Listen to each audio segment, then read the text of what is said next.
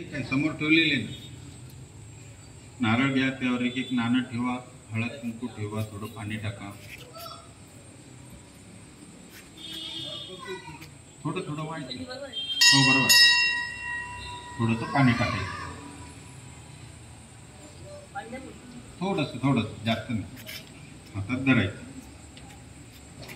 रक्ष रक्ष गणाध्यक्ष रक्षत्रैलोक रक्षकं भक्तानां भयं कर्ता त्राता भो भवान्नवात् द्वैमात्र कृपा सिन्धो शानमात्र य प्रभो वरदस्त्वं वरं देहि वाञ्छितं वाञ्छितार्थद.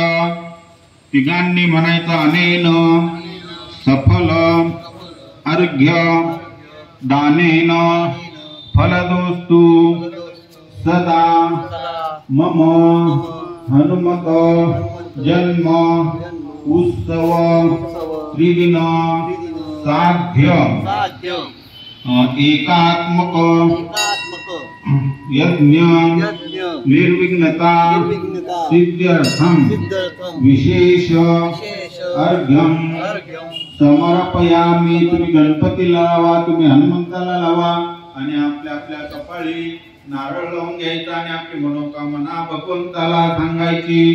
विघ्नेश्वराय वरदाय सुरप्रियाय लंबोदराय सकलाय जगद्विताय नागाननाय दूतं शरणं प्रपद्ये. श्यावर रामचंद्र की जय. पवन सुत हनुमान